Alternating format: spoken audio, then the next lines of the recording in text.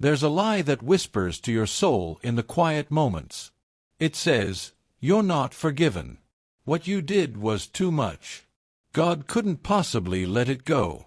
And so you carry it. Day after day. Year after year. You wake up at 3 a.m. replaying your mistakes. You flinch when you think about what you've done. You believe deep down that you're still paying the price, even though you prayed, even though you confessed, even though intellectually you know that Jesus paid it all. But what if I told you that God has already forgiven you? Completely, fully, irrevocably. What if the proof is all around you, and you've just been missing it? Today, we're going to uncover 7 unmistakable signs that God has fully forgiven you. Signs so subtle, yet so powerful, that they reveal a transformation you didn't even know was happening inside you. Some of these signs will shock you. Others will make you cry. But by the end, you're going to understand something that changes everything. You are not carrying your guilt alone. God released it long ago. You're just finally going to see the evidence. So stay with me. The last chapter might be the permission you've been waiting for your whole life. Let's begin. For 7 years, Marcus lived with a secret that consumed him. He'd cheated on his girlfriend. Not once. Multiple times. And when she found out, the relationship ended. But what ended even more completely was his ability to forgive himself. He didn't drink excessively or use drugs. Instead, he punished himself in quieter ways. He rejected every good opportunity that came his way because he didn't deserve it. When people complimented him, he'd internally reject it. When good things happened, he felt guilty for experiencing joy. He was living, but he was also dying. Slowly, deliberately. Then one day, Marcus did something unusual. He was offered a promotion at work, a dream position, and his first instinct was to decline. Not because he wasn't qualified, but because some part of him believed he didn't deserve happiness. But then he paused. He sat in his car in the parking lot, and he prayed. And in that moment, something shifted. He heard a voice, not audible, but unmistakable. It said, "Marcus, I forgave you. When are you going to forgive yourself?" He accepted the promotion. This is the first sign that God has fully forgiven you. You stop punishing yourself. See, self-punishment is a form of works-based righteousness. It's saying, God's grace isn't enough. I need to add suffering to make it right. But that's a denial of the cross. That's saying Jesus didn't finish what he came to do. Listen to what Paul writes in Romans 6 verses 9 to 10. We know that Christ, being raised from the dead, dies no more. Death no longer has dominion over him. For the death he died to sin, once for all, but the life he lives to God. Christ died once for all. Not once for some sins. Not once for the sins you think are forgivable. Once for all sins, including yours. When you stop punishing yourself, you're accepting the completion of the cross. You're saying, my suffering doesn't add to Christ's sacrifice. His sacrifice is complete without my addition. I think about Peter. He denied Jesus 3 times. 3 times. After walking with Jesus for years, after witnessing miracles, after being called to build the church, he denied even knowing him. And Peter knew this about himself. He carried that shame. But Jesus didn't let him stay there. After the resurrection, Jesus asked Peter 3 times, "Do you love me?" 3 denials. 3 affirmations. Perfect restoration. But here's the key. Jesus didn't ask Peter to punish himself first. Jesus didn't say, "Peter, you need to suffer for a while, and then I'll restore you." No. Jesus moved directly into restoration. That's how God works. He doesn't require your self-punishment as a down payment on his forgiveness. He's already paid it all. When Marcus accepted that promotion, he wasn't just advancing his career. He was finally accepting God's forgiveness. He was saying, if God says I'm forgiven, then I'm going to stop trying to add my pain to the equation. And something remarkable happened. With that acceptance came peace. Not the absence of remorse. Marcus was genuinely sorry for what he'd done. But the remorse no longer turned inward into self-destruction. It turned into maturity. It turned into better decisions moving forward. This is what happens when you stop punishing yourself. You don't become reckless or arrogant. You become free. You become the version of yourself that God always saw, the version that was worthy of His grace. Here's my question for you. What are you still punishing yourself for that God has already forgiven? What suffering are you adding to your life to make up for something Christ already paid for? Because the moment you stop, the moment you genuinely accept that His grace is complete, that's when the real healing begins. That's when you can finally move forward, not dragging the chains of your own judgment, but walking in the freedom of His. And that freedom, it's just the beginning. Because the second sign reveals something even more transformative. It's the moment you realize that forgiveness isn't just about you anymore. There's a particular kind of torture that religious people inflict on themselves. It's called rumination. Sarah had been a Christian her whole life, but she'd done something that shattered her self-image. In a moment of weakness, she gossiped. She said things about a friend that were true but cruel. Things that, when shared, caused real damage. She confessed to God. She confessed to her friend. Her friend forgave her. But Sarah couldn't move on.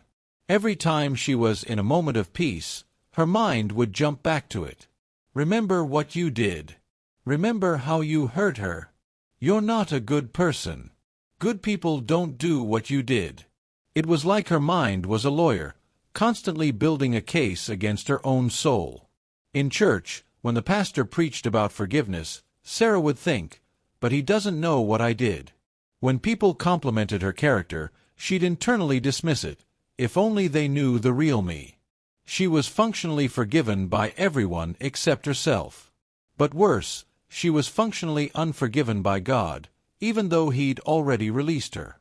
One day, Sarah was reading through the Bible, and she came across a passage that stopped her cold. In Psalms 103, verses 10 to 12, David writes, "He does not deal with us according to our sins, nor repay us according to our iniquities. For as high as the heavens are above the earth, so great is His steadfast love toward those who fear Him. As far as the east is from the west, so far does He remove our transgressions from us." As far as the east is from the west. East and west never meet. They're not separated by a measurable distance. They're separated by definition. There is no point at which east becomes west. It's a perfect, infinite separation. And that's where God has put her sin. Sarah realized something in that moment. She was bringing her sin back up. God wasn't. This is the second sign that God has fully forgiven you. You stop bringing up your own sins. See, there's a demonic lie that's incredibly subtle. It says, you need to keep remembering what you did so you don't repeat it.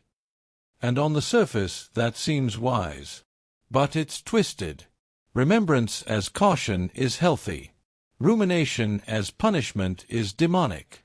The difference is this: caution says, I made this mistake, I learned from it, I'm moving forward differently.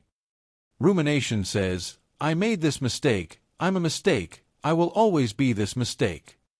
Listen to what God told Jeremiah in Jeremiah 31 verse 34. And no longer shall each one teach his neighbor or each one his brother, saying, Know the Lord, for they shall all know me, from the least of them to the greatest, declares the Lord. For I will forgive their iniquity, and I will remember their sin no more. I will remember their sin no more.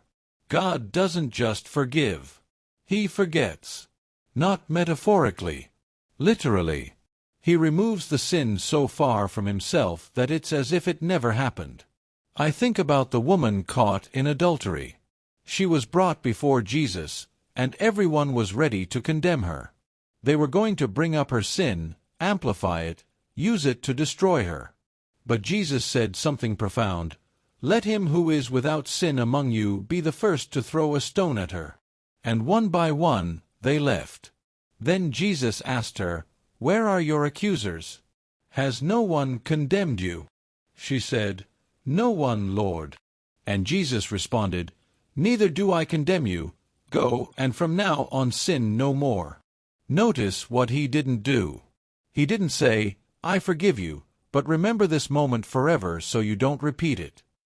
He released her completely, and he trusted her with her own future.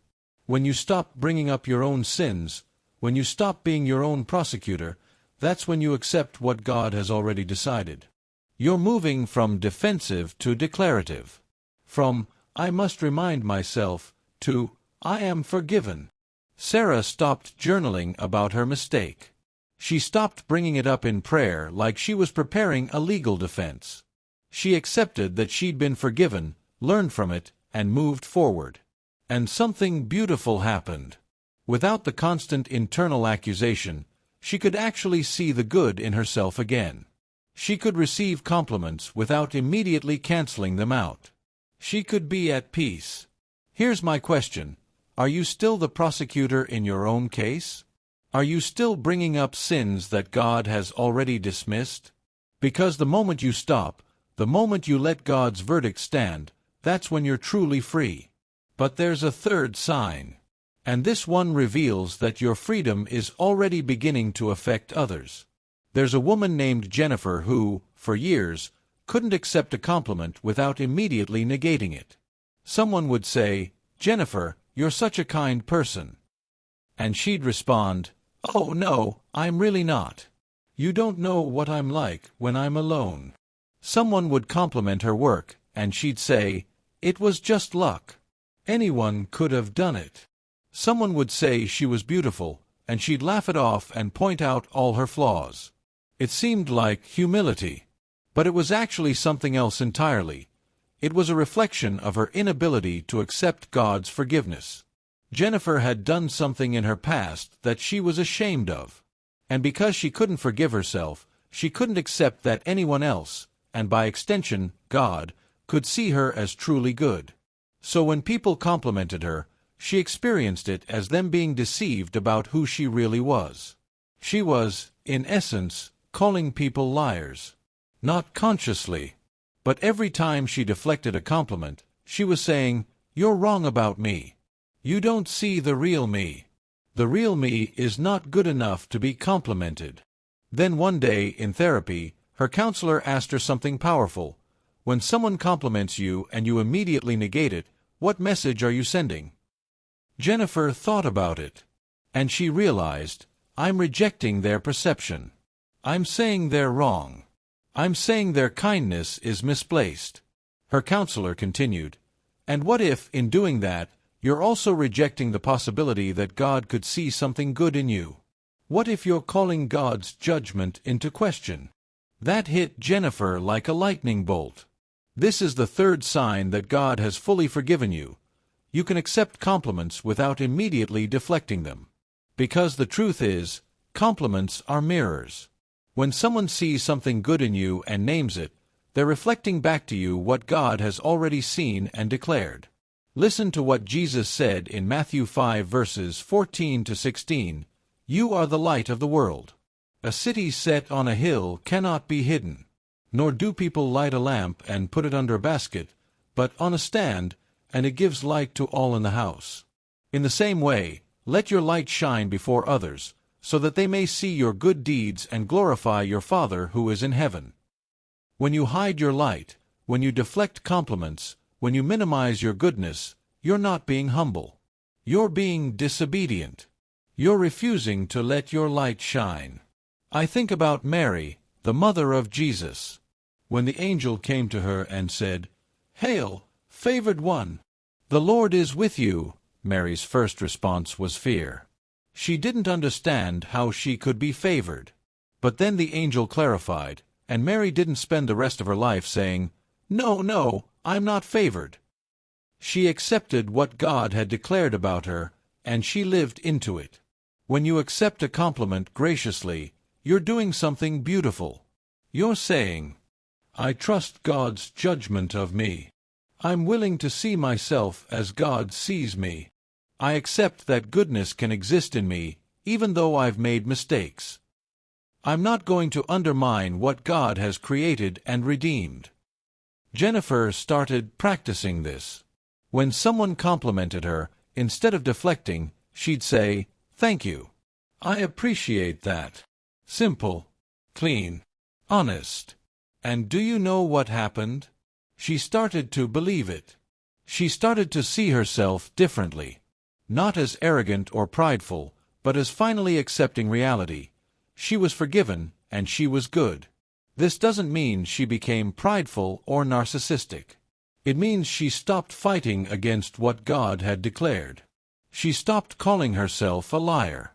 She stopped rejecting the kindness that others, and God, were extending. Here's my question: what compliments have you been rejecting?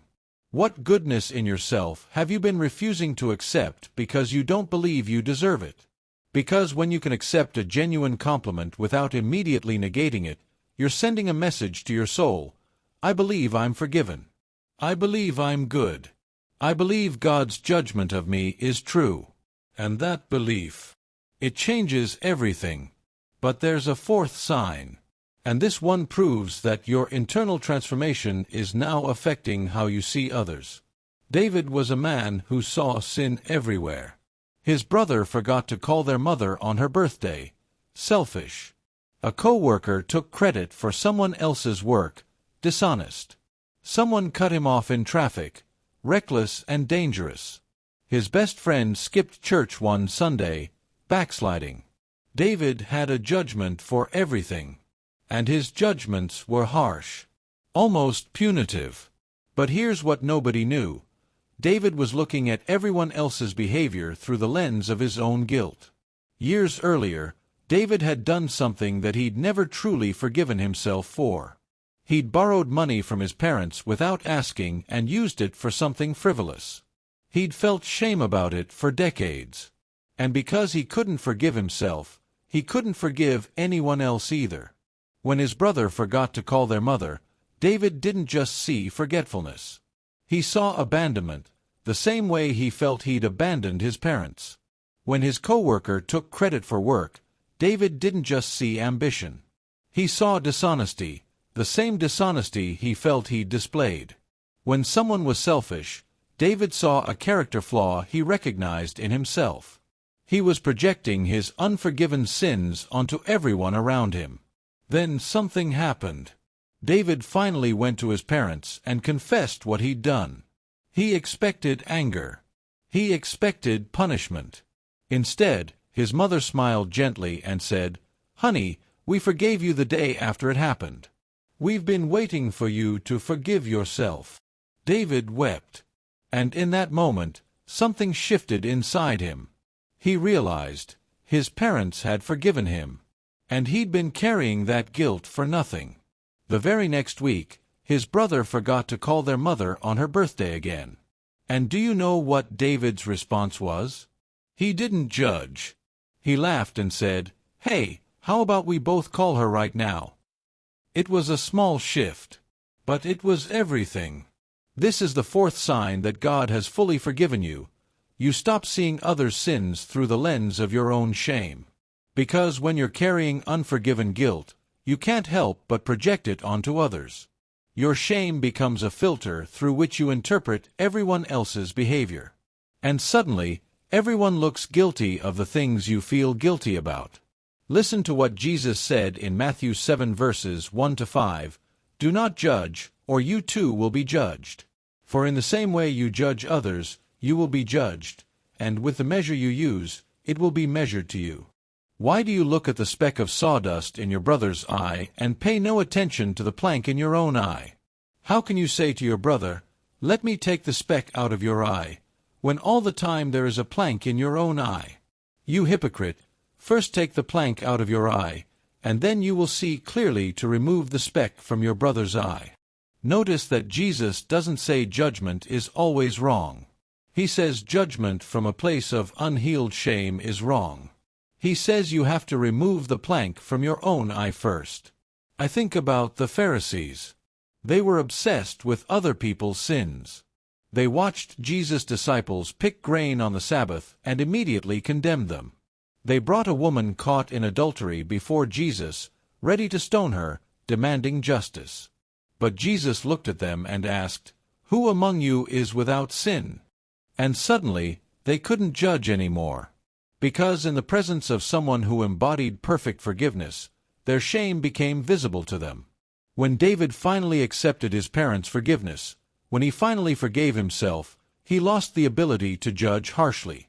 Not because he became permissive or accepted sin as okay, but because he understood something fundamental. Everyone is carrying something. Everyone deserves mercy. When you stop seeing others' sins through your own shame, something miraculous happens. You become gentle, compassionate. You become a person who can hold space for other people's failures without immediately condemning them. You become, essentially, like God.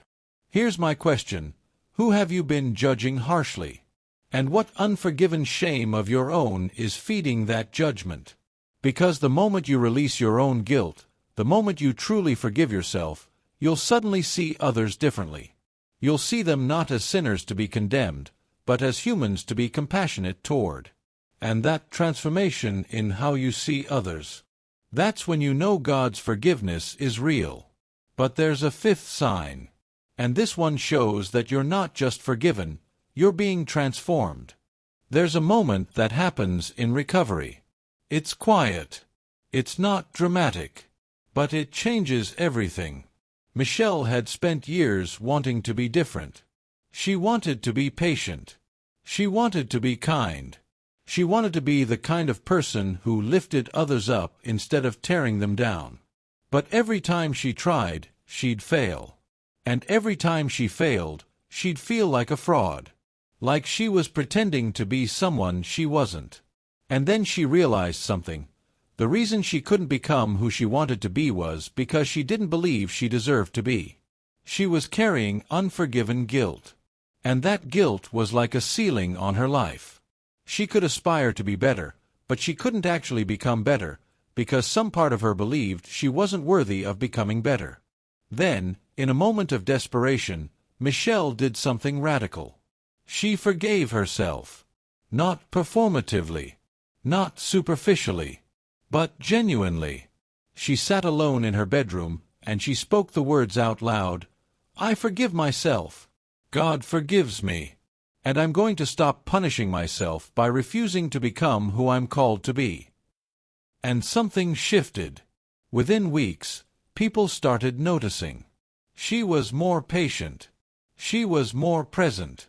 She was kinder. Not because she was trying harder, but because she wasn't holding herself back anymore. She wasn't sabotaging her own growth. She was finally free to become. This is the fifth sign that God has fully forgiven you. You're finally becoming the person you always wanted to be. Because when you're carrying unforgiven guilt, you unconsciously sabotage your own growth. You do it as a form of punishment. You do it because, deep down, you don't believe you deserve to be happy or successful or loved. But when you accept God's forgiveness, when you truly believe it, suddenly there's no ceiling. Suddenly there's nothing stopping you from becoming who God created you to be. Listen to what Paul writes in 2 Corinthians 5 verse 17. "Therefore, if anyone is in Christ, he is a new creation. The old has passed away. Behold, the new has come." You're not trying to fix the old version of yourself. You're not trying to earn your way back to acceptability. You're becoming new. The old is gone. It has no claim on you anymore. I think about Zacchaeus. He was a tax collector, a man who had made his living by cheating people, by being corrupt, by being someone the entire community despised. He was carrying that identity like a weight. But when Jesus looked at him and said, "Zacchaeus, come down. I want to have dinner with you," when Jesus treated him with dignity and worth, everything changed. Zacchaeus didn't need to be told how to change. The experience of being forgiven and valued transformed him immediately. He said, Look, Lord, here and now I give half my possessions to the poor, and if I have cheated anybody out of anything, I will pay back 4 times the amount. He didn't become a better person because he was afraid of punishment. He became a better person because he was no longer defined by his past. He was free. When Michelle finally accepted her own forgiveness, she didn't need anyone to tell her how to be different. She naturally became different. She became kinder because she wasn't using cruelty as a form of self-punishment. She became more present because she wasn't lost in shame. She became more loving because she finally believed she was lovable. Here's what happens. When you stop believing you deserve punishment, you stop punishing yourself. And when you stop punishing yourself, you're free to grow. You're free to become. This is the paradox of grace. You don't earn a better life by working harder or being more disciplined. You receive a better life by accepting that you're already forgiven, and then living like it. Here's my question. What version of yourself have you been refusing to become because you don't believe you deserve it? What dreams have you been putting off? What kindness have you been holding back? What love have you been refusing? Because the moment you accept God's forgiveness, truly, deeply accept it, you're free to become. You're free to grow. You're free to be the person God always knew you could be. And when you start becoming that person, that's when everyone around you feels it. That's when the transformation becomes undeniable. But there's a 6th sign. And this one reveals that your transformation is now affecting the people around you in profound ways. There's a quality that forgiven people have. It's hard to describe, but everyone feels it. Thomas had carried shame for so long that he'd become defensive. Always ready for judgment. Always expecting the worst. His energy was tense. People around him felt that tension and unconsciously kept their distance. After he finally accepted God's forgiveness, something changed. He wasn't different in obvious ways. He still had the same job. He still lived in the same place. He still looked the same. But people started opening up to him. Strangers on planes would tell him their deepest secrets. Friends would confess things they'd never told anyone. His kids, who'd been distant, started seeking him out. His wife said, "You feel different. You feel safe." And Thomas realized something profound. When you stop judging yourself, other people stop feeling judged by you. When you're carrying shame, you emit an energy of judgment. Not necessarily directed at others, but present nonetheless. It's like your own internal condemnation creates a force field that keeps people at a distance. People sense it and assume they'll be judged if they get too close. But when you're forgiven, when you've truly accepted your forgiveness, you emit an energy of grace. And people feel safe around grace. This is the 6th sign that God has fully forgiven you. People feel safe around you. Listen to what 1 Peter 4 verse 8 says, "Above all, love each other deeply, because love covers a multitude of sins." When you're forgiven, you become a person who covers sins with love rather than exposing them with judgment. You become someone people can be vulnerable around. You become someone who creates space for other people's failures without immediately condemning them. You become, essentially, like God. I think about Jesus. The most condemned people in society, tax collectors, prostitutes, demoniacs, they all felt safe around him. Why? Because he didn't carry the energy of judgment. He carried the energy of redemption. When the woman caught in adultery was brought before Jesus, do you know what the disciples expected? Condemnation, judgment, punishment. But Jesus didn't do any of that. He asked the accusers, "Has no one condemned you?" And when they all left, he said to her, "Neither do I condemn you." And in that moment, she felt safe. She felt seen. She felt loved. And that's when transformation became possible. When you're carrying unforgiven guilt, you can't do that for others. Your own shame is so loud that it drowns out the possibility of offering grace. But when you're forgiven, you become a beacon of safety. You become a person who says, without words, you are not alone. You are not condemned. You are seen and loved. Thomas noticed this in practical ways. His daughter, who'd been struggling with her own sense of shame, finally opened up to him about things she'd been hiding for years. And instead of judgment, she found acceptance. She found a father who could say, I've been there. I know what shame feels like. And I also know what forgiveness feels like. And forgiveness is so much better. His wife felt it too. She realized, my husband is finally at peace with himself. And that peace makes me feel safe too. When people feel safe around you, it's not because you're perfect or have never made mistakes. It's because you've made peace with your own mistakes. You've accepted your own forgiveness.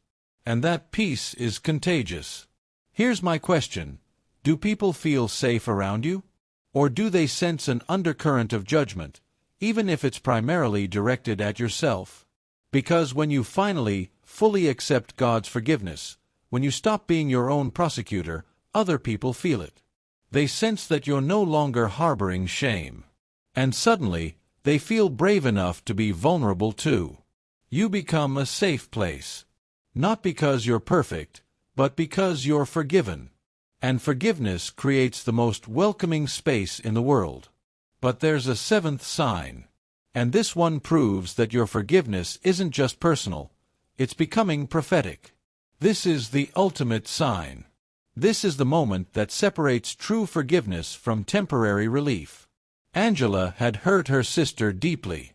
Years of comparison, jealousy, and cutting words had created a wound that felt irreparable. When Angela finally understood what she'd done, she felt devastated. But here's the thing. For years, her making up with her sister came from a place of obligation. She'd send birthday gifts out of guilt. She'd call on holidays to keep the peace. She'd offer help because she felt like she should, not because she wanted to. It was all performance. It was all debt payment. And her sister felt it. The relationship was restored on the surface, but underneath, there was still distance. Still resentment. Still the unspoken acknowledgement, you hurt me, and now you're trying to make up for it, but I'm not sure I can trust you not to do it again. Then one day, something shifted in Angela. She stopped doing things out of obligation. She started doing things out of genuine love. She called her sister not because she felt guilty, but because she actually wanted to hear her voice. She sent a gift not to balance some cosmic debt, but because she saw something her sister needed and wanted to give it to her. She offered help not out of penance, but out of authentic sisterly love. And her sister felt the difference immediately. The relationship transformed.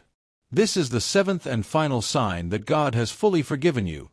You can love the person you hurt without resentment or obligation.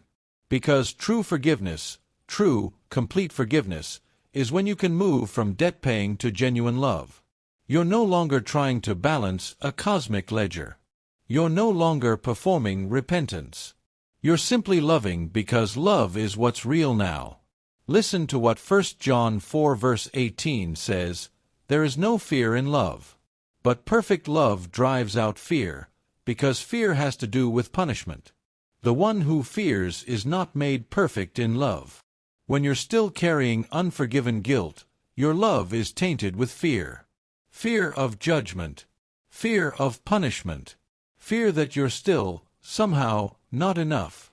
But when you're truly forgiven, your love becomes pure. It's no longer contaminated with debt or obligation. I think about the father in the prodigal son story. The son had betrayed the father, squandered his inheritance, and basically said, "I wish you were dead so I could have your money." And when the son came back, the father didn't make him work off his debt. The father didn't put him on a probationary period. The father ran to him, embraced him, and threw a party. Why? Because the father's love wasn't conditional on the son's performance. The father loved his son, period. And when the son returned, it wasn't about balancing accounts. It was about joy. Pure, uncontaminated joy. When you can love someone you've hurt without resentment or obligation, you've achieved something extraordinary. You've moved beyond self-concern into genuine other concern. You're not thinking about yourself or your debt anymore. You're thinking about them and your love for them. Angela and her sister's relationship transformed completely. Not because Angela had finally earned forgiveness, but because Angela had finally accepted that forgiveness was a gift, not a debt to be paid. And once she accepted that, she was free to love freely. Here's my question. Is there someone in your life you've hurt, and your relationship with them is still contaminated with obligation or resentment? Are you still trying to pay a debt that God has already erased? Because the moment you stop trying to balance the scales, the moment you accept that you're forgiven and move into genuine love, that's when real reconciliation happens. That's when relationships aren't just restored, they're transformed. You're not lovers of obligation anymore. You're lovers, period. And that changes everything. But now we've reached the deeper truth. Now we move beyond the 7 signs into the profound spiritual realities that make these signs possible. Because understanding these truths, that's what sustains your forgiveness for a lifetime. Here's what nobody tells you about forgiveness and healing. There's a timeline, and it's not what you think. Most people believe forgiveness works like this. Day 1, you confess. Day 30, you're forgiven. Day 90, you're completely healed. Day 180, you never think about it again. That's a lie. And it's a dangerous one. The truth is far more beautiful and far more complex. I met a pastor named James who'd struggled with a particular sin for 40 years. He was a man of deep faith, incredible integrity, and genuine spirituality. But every single day of his life, he was tortured by the memory of something he'd done decades ago, something he'd confessed, something he'd been forgiven for, something nobody else even knew about. One day, a younger pastor asked him, "Pastor James, how do you do it? How do you minister to people when you're carrying all that?" And James said something that changed the younger pastor's entire understanding of forgiveness. "The fact that I still feel the weight of what I did, that's not a sign of unforgiveness. That's a sign of humility. That's a sign that I haven't become so comfortable that I've forgotten the cost of my own redemption." Then James paused and said, "But there's a difference between remembering what you did and being haunted by it. There's a difference between acknowledging your past and being imprisoned by it. I remember what I did. I acknowledge what I did. But I'm not haunted anymore. And I'm not imprisoned anymore." This is the 8th truth that deepens your understanding of forgiveness. Healing isn't linear. It's seasonal, layered, and cyclical. There will be days when you feel like you've gone backward. Days when you cry like it just happened. Days when you see a trigger or hear a song or encounter a situation that reminds you, and the weight comes rushing back. That doesn't mean you're not forgiven. That means you're human. Listen to Ecclesiastes 3 verse 1. There is a time for everything, and a season for every activity under the heavens. Notice it says seasons, plural. Not one season. Seasons.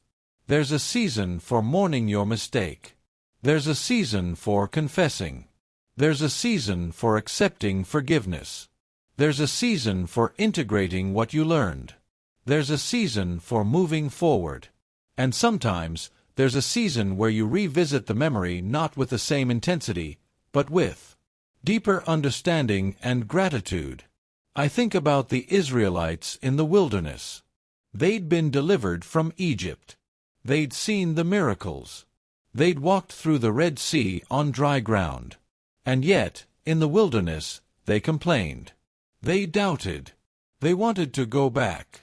Were they not delivered? Of course they were. But deliverance and healing aren't instantaneous. They're journeys. They're processes. They have seasons. The same is true for your forgiveness. You can be genuinely forgiven and still have moments of sadness. You can have accepted your forgiveness and still have days where you process what happened. You can be moving forward and still occasionally need to revisit the memory to extract more wisdom from it. This is normal. This is human. This is holy. What's not okay is using these seasonal waves of emotion as permission to go backward, to wallow, to believe the lie that you're not actually forgiven, to slide into shame again. James understood this perfectly. When memories would surface, he'd acknowledge them, learn from them if there was something new to learn, and then release them again. He didn't fight the seasons. He honored them. He understood that his forgiveness was complete, even if his healing was still unfolding. Here's the profound truth. God's forgiveness is instantaneous. Your healing is progressive. God forgave you the moment you confessed. That's done. That's complete. That's irrevocable. But your soul's healing, your ability to fully believe and integrate that forgiveness, that takes time. That takes seasons. That takes seasons within seasons. This is actually a gift, not a curse. Because if you healed instantly, you might become arrogant. You might forget the cost of your own redemption. You might stop growing. But because your healing is progressive, you're constantly being deepened. You're constantly being refined. You're constantly extracting more wisdom from your experience. Here's my question. What seasonal waves of emotion have you been interpreting as proof that you're not actually forgiven? What memories keep surfacing that make you question your forgiveness? Because the moment you understand that these aren't signs of unforgiveness, they're signs of integration, everything changes. You stop fighting the process. You stop resisting the healing. You stop trying to suppress the memories. Instead, you honor the seasons. You let yourself feel what needs to be felt. You learn what needs to be learned. And then you release. And that's when you realize, I'm not just forgiven. I'm being transformed through the process of accepting my forgiveness. But there's a ninth truth. And this is where faith meets surrender. This is where everything becomes clear. There's a passage that most people skip over, but it changed everything for me. In Habakkuk 3 verses 17 to 18, the prophet writes, "Though the fig tree does not bud and there are no grapes on the vines, though the olive crop fails and the fields produce no food, though there are no sheep in the pen and no cattle in the stalls, yet I will rejoice in the Lord, I will be joyful in God my Savior." Do you understand what Habakkuk is saying? He's saying, even when everything falls apart, even when everything you counted on is gone, you can still choose joy. This is the ninth truth. You can have faith even in the ruins. Most people think faith is about feeling good. Faith is about being optimistic. Faith is about believing that everything will work out. But that's not what Habakkuk is talking about. He's in the ruins. The fig tree isn't budding. The vines have no grapes. The fields are empty. And in the middle of that devastation, he's choosing to rejoice. That's not fake faith. That's radical faith. That's the kind of faith that changes everything. When you're carrying guilt and shame, the ruins are all around you. The person you hurt might never forgive you. The damage you caused might never be repaired. The relationships you broke might never be restored. The time you wasted might never come back. The trust you shattered might never be rebuilt. And in the middle of that devastation, faith asks you to do something impossible, to believe that God is still good. Not to believe that your shame was good. Not to believe that the hurt you caused had to happen. But to believe that God is good, even though bad things happened. Even though you did bad things. Even though the consequences are real and lasting. I met a woman named Catherine who'd had an affair. A 20-year marriage ended. A family was broken. Her children were traumatized. Her ex-husband was destroyed. The ripple effects of her choice affected dozens of people. And for years, Catherine couldn't reconcile her faith with what she'd done. She couldn't understand how God could be good when she'd caused so much destruction. She couldn't believe in God's love when she felt so unlovable. But one day, in the ruins of her marriage, Catherine had a revelation. She realized, God's goodness doesn't depend on the absence of consequences. God's goodness doesn't depend on whether I'm punished or forgiven. God's goodness is a fact about God, not a reward I've earned or a punishment I'm avoiding. And something shifted in her. She couldn't undo the affair. She couldn't unbreak the marriage. She couldn't unhurt her children. But she could choose faith. She could choose to believe that God was good. She could choose to believe that God was with her in the ruins. And that choice, that radical choice to have faith in the ruins, that changed her. Not immediately, not magically, but it changed her. Listen to Job at the end of his suffering. God doesn't explain why Job suffered. God doesn't answer his questions. Instead, God asks Job a series of questions that put everything in perspective. Where were you when I laid the earth's foundation? Have you comprehended the expanse of the earth? Do you understand the mysteries of the universe? In other words, you're going to trust me, even though you don't understand? Even though it all seems senseless? And Job says yes. Not because everything makes sense, but because he's decided that God is more trustworthy than his circumstances are convincing. When you have faith in the ruins, when you can genuinely believe that God is good even though terrible things have happened, that's when you know your forgiveness is real. That's when you know you're not just emotionally managing your guilt. You're spiritually transcending it. Catherine didn't just become healed from her guilt. She became a minister to others who'd made similar mistakes. She helped people understand that even in the devastation of consequences, God is still good. Even when you've shattered your own life and others' lives, God is still good. Here's my question. What ruins are you standing in right now? What consequences of your actions are you unable to undo? What damage are you unable to repair? Because the moment you can have faith in those ruins, the moment you can say, God, I don't understand why you're good, but I choose to believe that you are, that's when you're truly forgiven. That's when you're truly free. Not because the ruins disappear, but because you're no longer defined by them. You're no longer imprisoned by them. You're standing in the ruins, and you're choosing to believe in resurrection. And that belief, that's the most powerful force in the universe. But there's a 10th truth. And this is where you see what your forgiveness has actually created. This is the moment that shocks most people. I was talking to a man named Robert about his past, a past filled with choices he deeply regretted. And I asked him, if you could go back and undo it all, if you could prevent it from ever happening, would you? I expected him to say yes immediately. I expected him to want to erase all the pain, all the consequences, all the years spent dealing with the fallout. Instead, he paused. Really paused. And then he said something that still gives me chills. No, I wouldn't.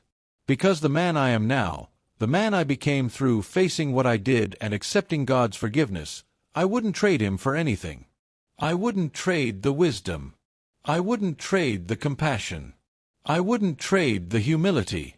I wouldn't trade the relationship with God that only came through brokenness. This is the 10th truth that proves your forgiveness is complete and transformative. You become genuinely grateful for who you've become through the process of forgiveness. Not grateful for the sin. Not grateful for the hurt you caused.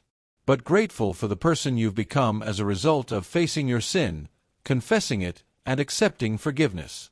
Listen to what James writes in James 1 verses 2-4.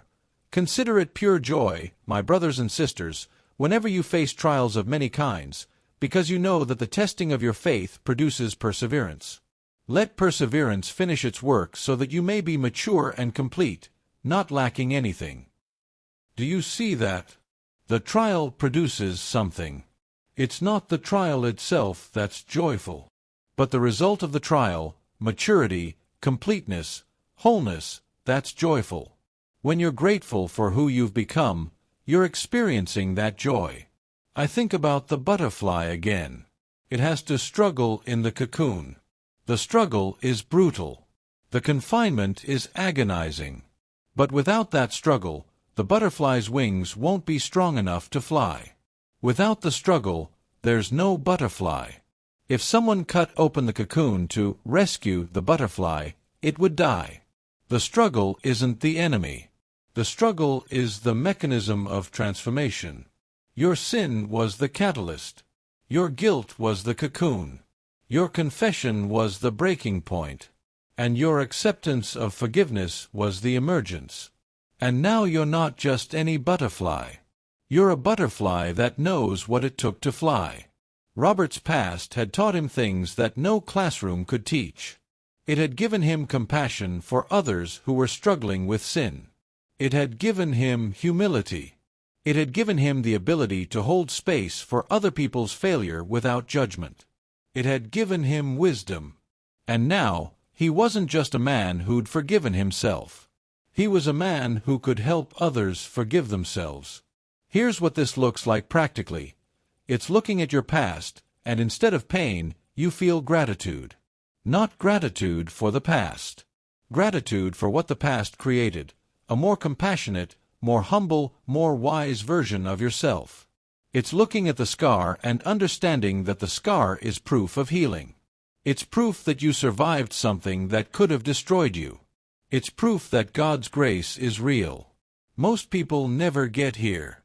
They spend their whole lives wishing they could go back and change things. They're stuck in regret. They're haunted by the past.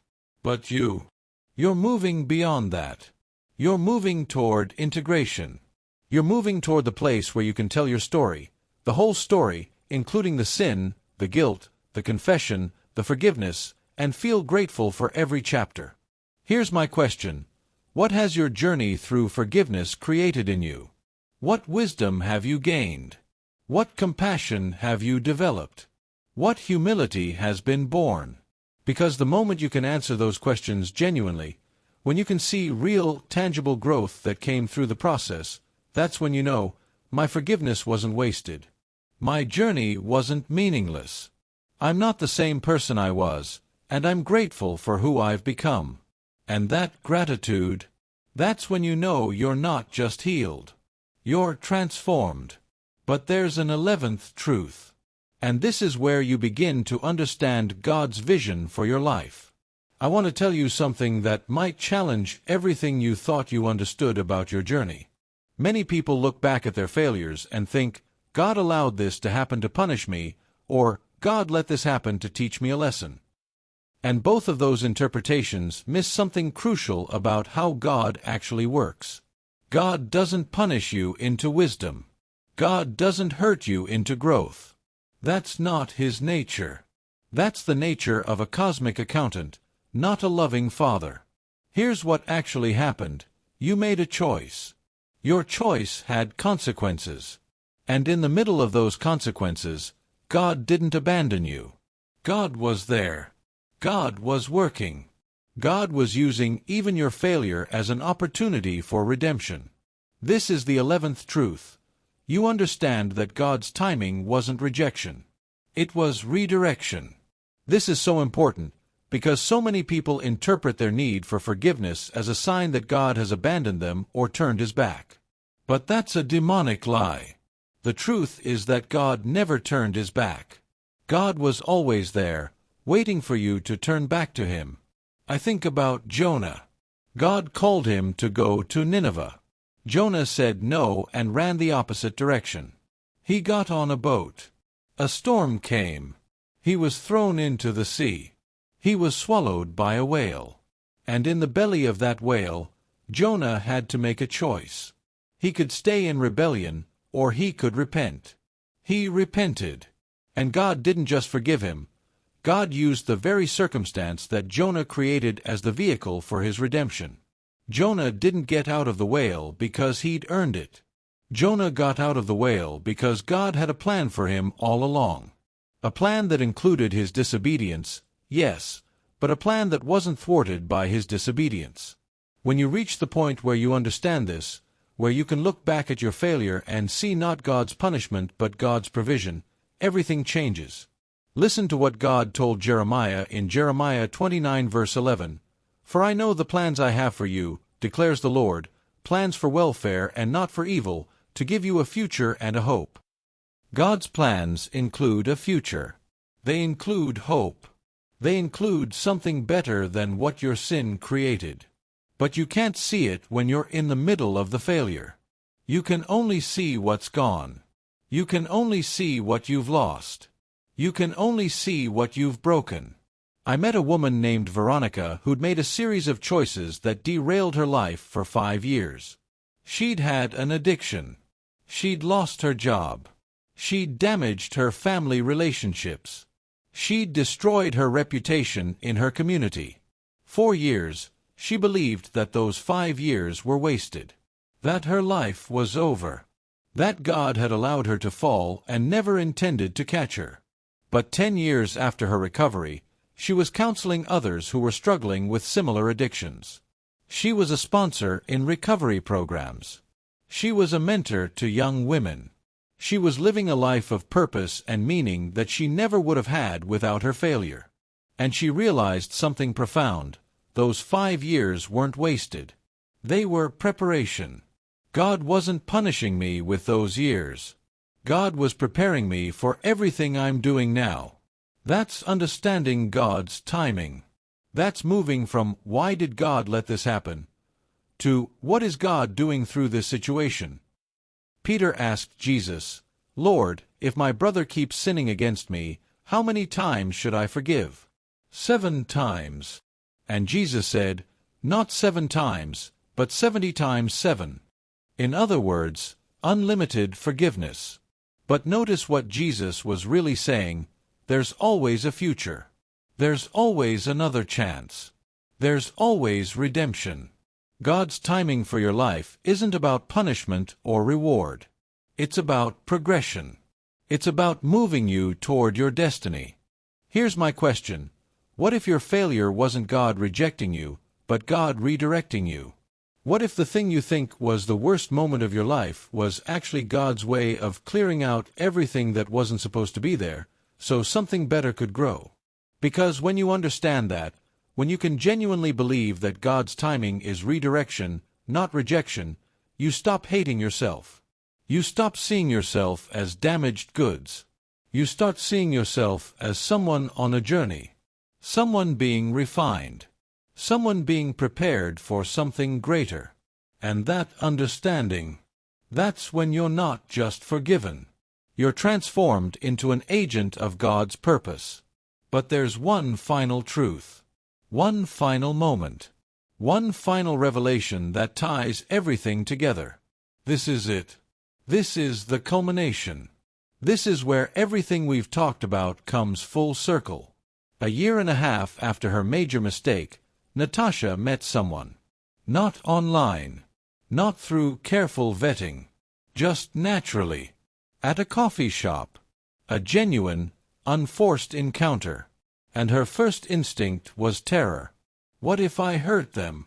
What if I make the same mistakes? What if I'm still broken? What if my past defines my future? She went to her spiritual director and said, "I'm not ready. I'm terrified.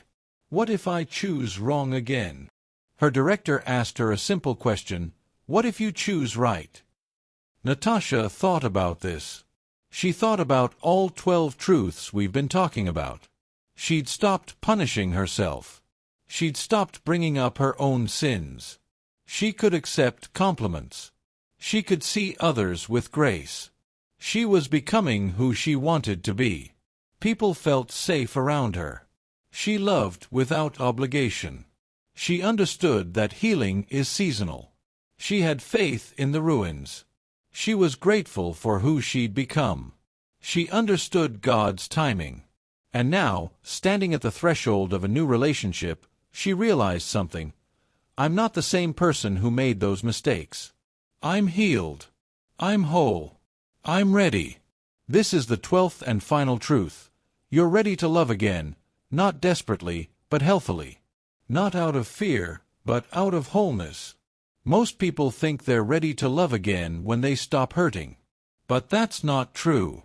You're ready to love again when you've learned to love yourself first.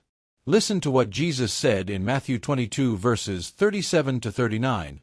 Love the Lord your God with all your heart and with all your soul and with all your mind. This is the first and greatest commandment. And the second is like it, love your neighbor as yourself. Notice the order. Love God. Love yourself. Then love others. Most people reverse this order. They love others first, often at the expense of themselves. And when that love is rejected or fails, they fall apart because their entire identity was wrapped up in someone else. But when you've done the work, when you've moved through all 11 truths, you've learned to love yourself. You've learned that your worth isn't determined by whether someone chooses you. You've learned that you're loved by God unconditionally, and that foundation makes you whole whether another person comes or not. Natasha wasn't desperate for this new relationship to validate her. She was choosing this person because he was a good fit, and they were both moving forward together. She was entering the relationship whole, not broken. She was entering it from overflow, not from need. And that makes all the difference. I think about the Samaritan woman at the well. She'd had 5 husbands and was living with a 6th man. She was broken. She was searching for wholeness through relationships. But when Jesus offered her living water, when he offered her restoration and redemption, everything changed. She didn't need another man. She needed God. And once she had that, she could actually be in healthy relationships. She could love from a place of wholeness instead of brokenness. When you reach this place, when you can genuinely love again, not out of desperation but out of overflow, that's when you know you're healed. But here's the most important thing I need to tell you. Whether you ever have another romantic relationship or not doesn't matter. What matters is that you're whole. That you're complete in Christ. That your worth isn't dependent on someone else's choice. Some of you will remarry. Some of you will stay single. Some of you will find love in unexpected places. Some of you will discover that the greatest love story of your life is your relationship with God. But all of you have the opportunity to be whole. And wholeness, that's the real victory. That's the real sign that God's forgiveness is complete. Father, if you're listening to this right now, and you're drowning in guilt, I want to pray for you. Not a fancy prayer. Just honest words from one broken person to another who's been healed. Lord, they're carrying something heavy. You know what it is. You know what they did. You know what they've been telling themselves for years about who they are because of what they did. And you know that you've already forgiven them. Help them accept what you've already given. Help them stop punishing themselves. Help them receive compliments. Help them see others with grace. Help them become who they're called to be. Help them emit the energy of grace and safety. Help them love freely without obligation or fear. Help them understand that their shame is not permanent. That their failure is not their identity. That their past does not determine their future. Most importantly, help them understand that their greatest love story isn't with another person. It's with you. You're the one who heals. You're the one who restores. You're the one who makes broken things whole. Help them accept that they are fully, completely, irrevocably forgiven. Not because they earned it. Not because they deserve it. But because you love them. In Jesus' name. Amen. If this message spoke to your heart today, if you've recognized yourself in one of these stories, I want to hear from you. Type in the comments, I am forgiven. Not because you feel like it right now, but because you're choosing to believe it, starting today. And please, please, share this video with someone who needs to hear it. Someone who's drowning in guilt. Someone who's been punishing themselves. Someone who needs to know God has fully forgiven them. They don't even have to understand it. They just have to accept it. Your act of sharing might be the catalyst that frees someone who's been in prison for years. If you struggled with guilt, shame, or self-punishment, hit that subscribe button. We're going to keep talking about this. We're going to keep digging deeper into how God works. We're going to keep exploring the truth that sets us free. And if you want to go deeper into this journey of forgiveness, if you want one-on-one support, if you want to know how to apply these 12 truths to your specific situation, reach out. Leave a comment. Send a message. You're not alone in this. You are forgiven. You are loved.